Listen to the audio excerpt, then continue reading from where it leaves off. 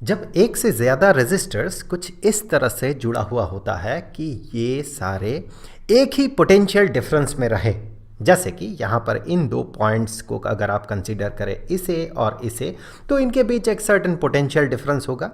तो आप गौर से देखिए, ये वाला जो रेजिस्टर है ये उसी पोटेंशियल डिफरेंस में है और दूसरा वाला रेजिस्टर भी उसी पोटेंशियल डिफरेंस में है। तो अगर एक से ज़्यादा रेजिस्टर्स कुछ इस तरह से जुड़ा हुआ रहे कि सारा का सारा एक ही पोटेंशियल डिफरेंस में रहे, तो इस तरह के रेजिस्टर्स के कॉम्बिनेशन को पैरेलल कॉम्बिनेशन ऑफ रेजिस्टर्स कहा जाता है। और जब रेजिस्टर्स इस तरह से जुड़ा हुआ रहे कि एक के बाद दूसरा जुड़ा हुआ रहे, तो फिर इस तरह के कॉम्बिनेशन को सीरीज कॉम्बिनेशन ऑफ रेजिस्टर्स कहा जाता है। तो देखिए, सीरीज कॉम्बिनेशन पे पिछले वाले वीडियो में हम लोगों ने डिटेल्स में बात किया था। हमने ये देखा था कि इनका जो टोटल रेजिस्टेंस होता है वो कितना होता है। तो जब समय मिले तो वो वाला वीडियो आप ज़रूर से देख लीजिएगा। आज के इस वीडियो में हम लोग पैरेलल कॉम्बिनेशन पे बात करेंगे कि इसका इक्विवेलेंट रेजिस्टेंस कितना होता है, मतलब टोटल रेजिस्टेंस कितना होता है। देखिए, लास्ट वीडियो में हमने ये बात किया था कि इक्विवेलेंट रेजिस्टेंस क्या होता है। देखिए, यहाँ पर दो रेजिस्टर्स पैरेलल कॉम्बिनेशन में जुड़ा हुआ है, तो इसका इक्विवेलेंट रेजिस्टेंस से हम यही समझेंगे कि अगर इस कॉम्बिनेशन को पूरी तरह से यहाँ से हटा दिया जाए और इसके बदले में सिर्फ एक रेजिस्टर अगर यहाँ पर इंट्रोड्यूस किया जाए कुछ इस तरह से, ताकि इस पूरे के पूरे सर्किट को कोई फर्क ना पड़े। जब पहले दो रेजिस्टर्स जुड़ा हुआ था पैरेलल कॉम्बिनेशन में, उस समय जितना करंट का फ्लो हो रहा था सर्किट में, जब इसे रिप्लेस कर दिया जाए एक रेजिस्टर से, तब भी अगर सर्किट में उतना ही करंट का फ्लो हो, तो फिर इस एक रेजिस्टर का जो रेजिस्टेंस होगा उसे इस कॉम्बिनेशन का इक्विवेलेंट रेजिस्टेंस कहा जाएगा। मतलब अब भी जितना करंट का फ्लो है, सिर्फ एक रेजिस्टर से रिप्लेस करने के बाद भी सर्किट में उतना ही करंट का फ्लो हो, तो फिर इस एक रेजिस्टर के रेजिस्टेंस को इस कॉम्बिनेशन का इक्विवेलेंट रेजिस्टेंस कहा जाएगा। चलिए देखते हैं इसे हम पता कैसे करेंगे। लेट अस से कि पहला जो रेजिस्टर है इसका रेजिस्टेंस है R1 और दूसरा जो रेजिस्टर है इसका रेजिस्टेंस है R2। इसका जो इक्विवेलेंट रेजिस्टेंस होगा, मतलब इसे जब हम सब्स्टिट्यूट करेंगे एक रेजिस्टर से, उसका रेजिस्टेंस अगर R हुआ ताकि सर्किट को कोई फर्क ना पड़े, तो फिर इस R को हम कहेंगे R1 और R2 का पैरेलल कॉम्बिनेशन में जुड़ा होने के बाद R1 और R2 का इक्विवेलेंट रेजिस्टेंस। तो यहाँ पर जब हम सर्किट को ऑन कर देते हैं, मतलब स्विच को ऑन कर देते हैं, तो करंट का फ्लो हो रहा है। हमने माना कि सर्किट में यहाँ पर करंट का फ्लो है I। अब यहाँ पर आप गौर से देखिए, I करंट जब यहाँ आएगा ये दो पार्ट में स्प्लिट करेगा। एक पार्ट जाएगा R1 रेजिस्टर के थ्रू और दूसरा R2 रेजिस्टर के थ्रू। हमने माना कि यहाँ से R1 के थ्रू जो करंट का फ्लो हो रहा है, ये करंट का फ्लो हो रहा है I1, और R2 के थ्रू जो करंट का फ्लो हो रहा है ये है I2। यहाँ पर गौर करने वाली बात है कि इस जंक्शन में पहुँचने से पहले जो करंट था ये करंट था I। तो यहाँ से ये बहुत क्लियर है कि I करंट आएगा इस तरह से। वैसे मैं ये बता दूं कि हम लोग यहाँ पर कन्वेंशनल करंट की बात कर रहे हैं, इसीलिए डायरेक्शन इस तरफ है, बैटरी के पॉजिटिव टर्मिनल से बैटरी के नेगेटिव टर्मिनल तक। अगर इलेक्ट्रॉनिक करंट की बात करें तो वो इलेक्ट्रॉन का जो फ्लो है उसका डायरेक्शन इधर होगा, अपोजिट डायरेक्शन में होगा। तो अगर आप कन्वेंशनल करंट फॉलो करें या फिर इलेक्ट्रॉनिक करंट फॉलो करें, ये आप पर डिपेंड करता है, इससे कोई फ़र्क नहीं पड़ता है। आप सोचेंगे कि वैसे तो इन रियलिटी इलेक्ट्रॉन का फ्लो होता है तो हम करंट का डायरेक्शन इधर क्यों नहीं दिखाते हैं, तो इससे कोई खास फर्क पड़ता नहीं है। आप मान लें नेगेटिव चार्ज का फ्लो इस डायरेक्शन में हो और इक्विवेलेंट के उतना ही अमाउंट में अगर आप माने कि पॉजिटिव चार्ज का फ्लो अपोजिट डायरेक्शन में है, तो इफेक्ट रिजल्ट सब सेम होने वाला है, कोई फ़र्क नहीं पड़ने वाला है। आगे बढ़ते हैं। फिलहाल हम लोग कन्वेंशनल करंट लेकर चलते हैं। तो यहाँ पर देखें, ये I और I1 और I2 के बीच में एक बेहतरीन रिलेशन होता है कि I इज इक्वल टू, अभी हम लोग डिस्कस करेंगे ऐसा क्यों है, I1 प्लस I2। ऐसा क्यों होता है, आप इस तरह से एक एग्जाम्पल ले लें। मान लें कि I जो है ये 5 एम्पियर का है। 5 एम्पियर मतलब यहाँ एक क्रॉस सेक्शन आप कंसीडर करें तो इस क्रॉस सेक्शन के थ्रू 1 सेकंड में 5 कूलम का चार्ज पास कर रहा है 1 सेकंड में। अब ये जंक्शन में आया, 5 कूलम का चार्ज हर 1 सेकंड पहुंचेगा इस जंक्शन में। हमने माना कि इस क्रॉस सेक्शन से 3 कूलम का चार्ज पास कर रहा है हर सेकंड, मतलब हमने ये माना कि यहाँ पर करंट है 3 एम्पियर का। तो इस जंक्शन में पहुंचा 5 कूलम चार्ज हर 1 सेकंड। अब इस पाथ से अगर 3 कूलम चार्ज हर 1 सेकंड पास करेगा तो ऑब्वियसली बाकी जो 2 कूलम का चार्ज है उसे इस पाथ से फॉलो करना, इस पाथ को फॉलो करके आगे बढ़ना होगा, मतलब 2 एम्पियर का करंट होगा इस पाथ में। क्योंकि चार्ज यहाँ जंक्शन में आके न तो डिस्ट्रॉयड हो सकता है, न ही जंक्शन में आकर जमा हो सकता है, और न ही यहाँ से न तो गायब हो सकता है और न ही यहाँ पर चार्ज क्रिएट हो सकता है। तो जितना चार्ज इस जंक्शन को क्रॉस करेगा या जंक्शन के इस तरफ जितना करंट होगा या जितना चार्ज पहुंचेगा उतना ही चार्ज को आगे भी जाना है हर 1 सेकंड। तो यहाँ पर 5 एम्पियर का अगर करंट होगा और इधर से अगर 3 एम्पियर का होगा तो बाकी 2 एम्पियर इधर से पास करेगा। इसीलिए कहा जाता है I is equal to I1 plus I2। जितना करंट जंक्शन तक पहुंचेगा जंक्शन को पार भी उतना ही करंट करेगा। सो जो सिंपल रिलेशन है इनके बीच का, ये सिंपल रिलेशन कुछ इस तरह से है कि I is equal to I1 plus I2।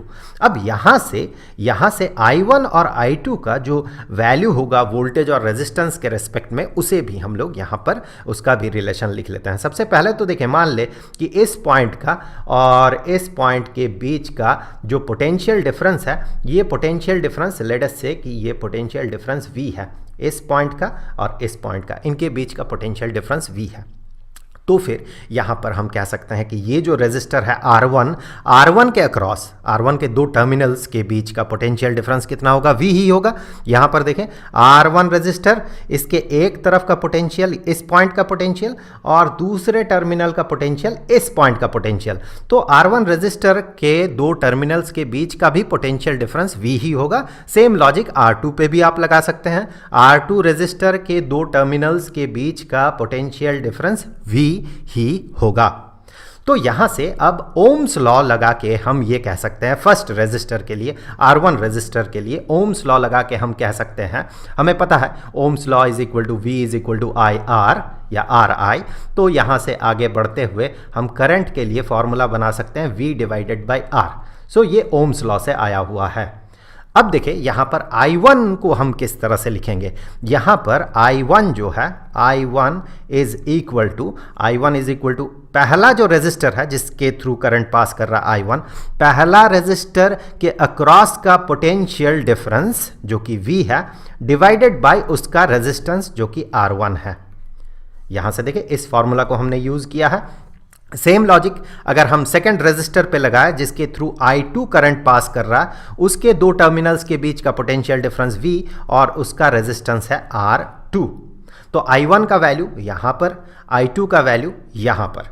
अब इक्विवेलेंट रेजिस्टेंस जब हम पता करेंगे तो इसका मतलब इसको हम सब्स्टिट्यूट कर देंगे एक रेजिस्टर से और इक्विवेलेंट रेजिस्टेंस है R। सर्किट को कोई फर्क नहीं पड़ेगा, करंट उतना ही फ्लो करेगा। अब देखिए यहाँ पर एक रेजिस्टर है, इसके थ्रू कितना करंट पास करना चाहिए? इसके थ्रू I करंट पास करना चाहिए। यहाँ से देखिए I करंट इस तरह से जाएगा, चूंकि अब सिंगल रेजिस्टर है तो यहाँ से पूरा का पूरा करंट जो है इसी रेजिस्टर के थ्रू पार होगा और इसके अक्रॉस, इस रेजिस्टर, सिंगल रेजिस्टर के अक्रॉस जो पोटेंशियल डिफरेंस है वो V ही है। तो यहाँ से अब हम लोग I, V और R के बीच रिलेशन पता कर सकते हैं कुछ ऐसे कि I is equal to, Ohm's law लगा दे इस रेजिस्टर के लिए, इज इक्वल टू ये जो रेजिस्टर है इसके अक्रॉस जो पोटेंशियल डिफरेंस है वो तो V ही होगा डिवाइडेड बाय इसके थ्रू जो करंट पास कर रहा है या जो करंट पास कर रहा है वो I तो यहाँ पर है, डिवाइडेड बाय इसका जो रेजिस्टेंस है जो कि है R। अब इन वैल्यूज़ को, ये वाला वैल्यू I2 के लिए, I1 और I2 के लिए वैल्यू, और ये जो I का वैल्यू है, इन वैल्यूज़ को आप अगर यहाँ पर पुट कर दे तो आपको R जो कि इक्विवेलेंट रेजिस्टेंस होगा, R1 और R2 के बीच का रिलेशन आपको पता चल जाएगा। तो यहाँ पर I का जो वैल्यू है, यहाँ पर ये वाला वैल्यू वहाँ सब्सटीट्यूट करते हैं, V डिवाइडेड बाई R, ये I is equal to I1 plus I2 is equal to I1 का वैल्यू यहाँ से हम लेते हैं V divided by R1 plus I2, तो I2 का वैल्यू यहाँ से V डिवाइडेड बाई R2।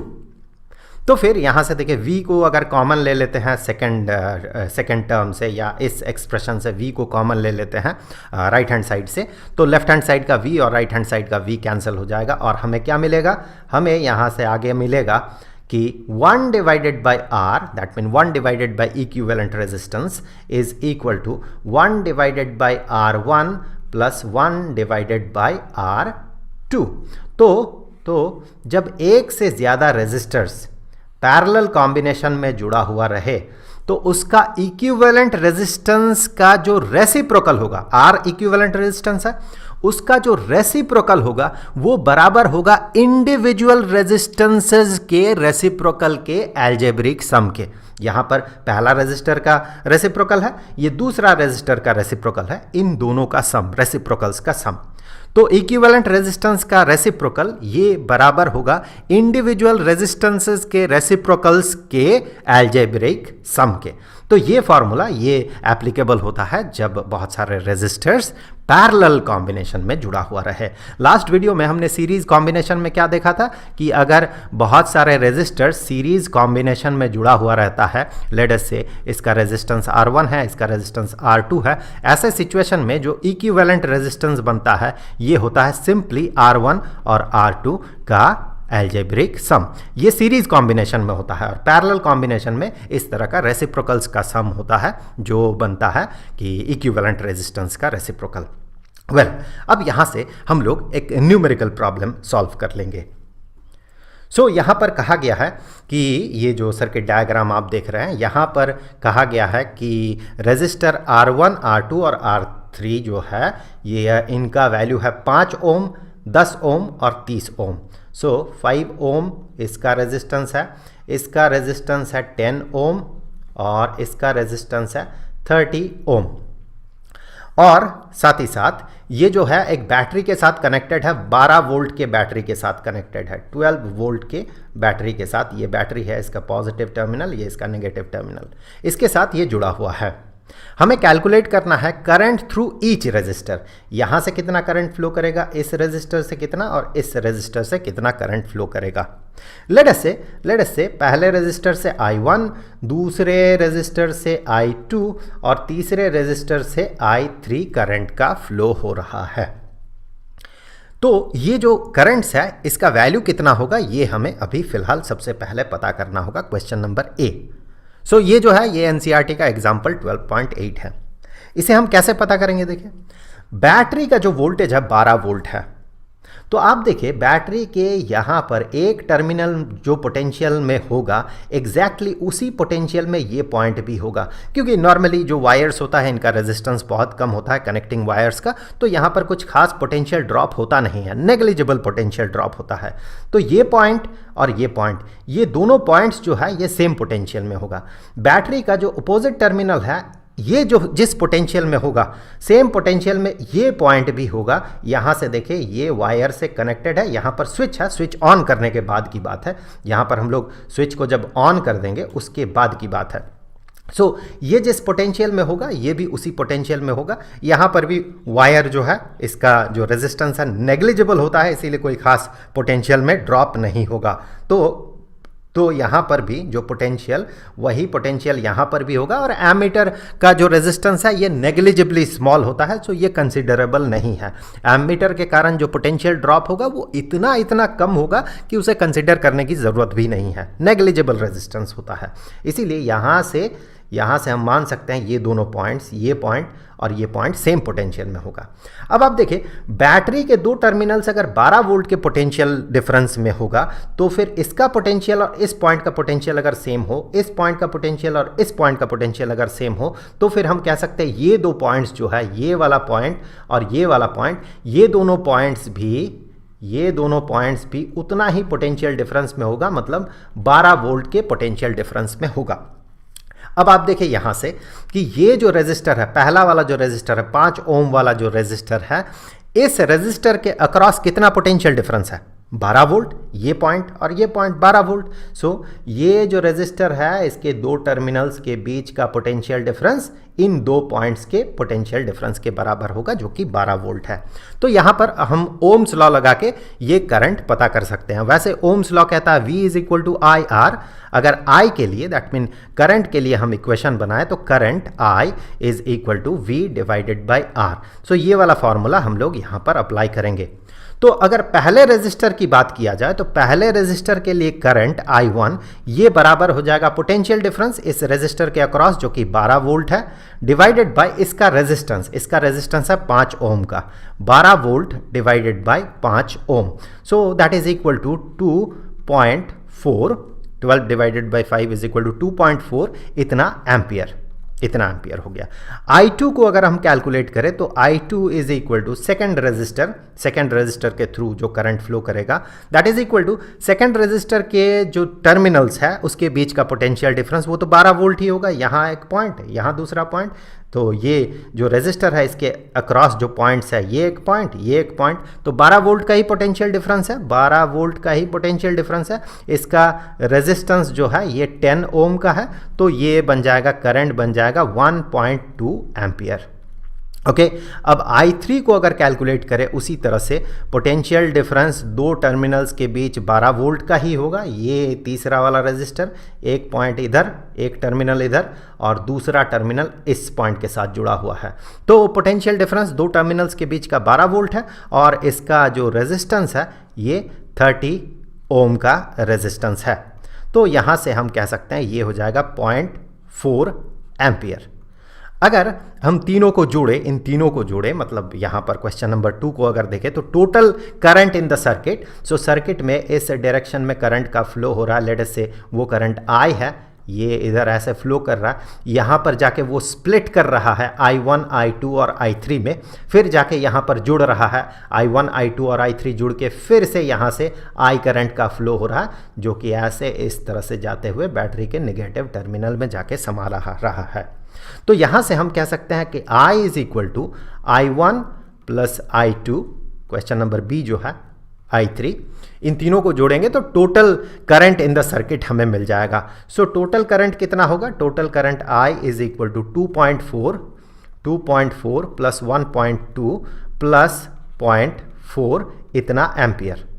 हर कोई एम्पियर में दिया हुआ है, ये भी एम्पियर में है, ये भी एम्पियर में, ये भी एम्पियर में, इन तीनों को जोड़े सो आपको मिलेगा 4 एम्पियर टोटल करंट होगा इन तीनों को जोड़ने से। 2.4 plus 1.2 is 3.6 plus 0.4 is equal to 4। So 4 ampere का करंट होगा पूरा का पूरा सर्किट में 4 एम्पियर का करंट होगा। अब देखिए total resistance of the circuit का टोटल रेजिस्टेंस कितना होगा। तो टोटल रेजिस्टेंस हमने मान लिया, पूरा सर्किट का रेजिस्टेंस हमने मान लिया कि R है टोटल रेजिस्टेंस।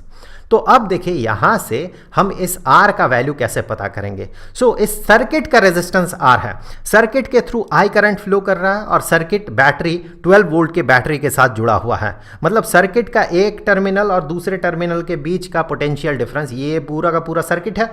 सर्किट के एक टर्मिनल और दूसरे टर्मिनल के बीच का पोटेंशियल डिफरेंस 12 वोल्ट का है।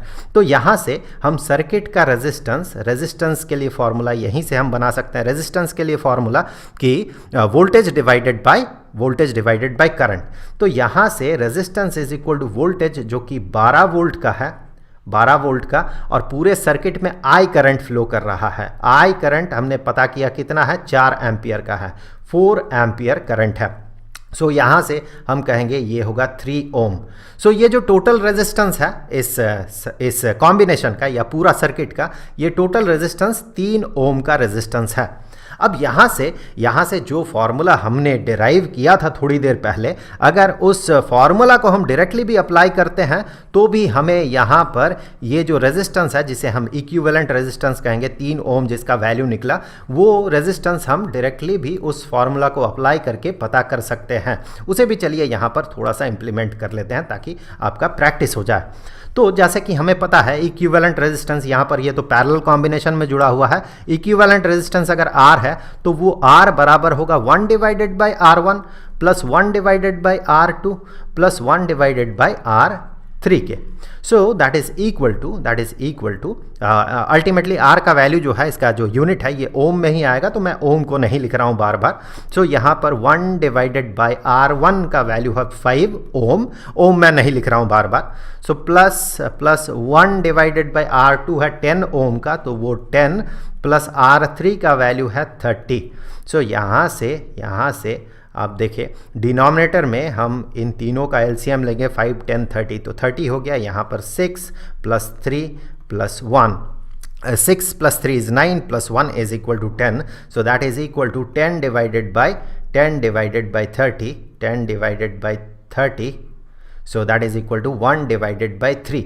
वेल, ये जो 1 डिवाइडेड बाई 3, वैसे अगर आप यूनिट को साथ में रखते तो यहाँ पर ओम अपीयर करता, यहाँ पर ओम अपीयर करता, 1 डिवाइडेड बाई 3 ओम आता, ये पूरा का पूरा वैल्यू। और ये जो 1 डिवाइडेड बाई 3 ओम है, ये इक्विवेलेंट रेजिस्टेंस R नहीं है बल्कि 1 डिवाइडेड बाई R है। यहाँ पर हम गलती कर जाते हैं, सो इस चीज़ को आप ध्यान रखें। जो ये फार्मूला हम अप्लाई करते हैं, इस फार्मूला से रेसिप्रोकल्स को जब हम जोड़ते हैं रेजिस्टेंसेस का, इंडिविजुअल रेजिस्टेंसेस का, तो हमें इक्विवेलेंट रेजिस्टेंस नहीं मिलता बल्कि इक्विवेलेंट रेजिस्टेंस का रेसिप्रोकल मिलता है। So 1 divided by R is equal to 1 divided by 3 ohm. इसका मतलब R का वैल्यू जो है equivalent resistance is equal to 3 Om.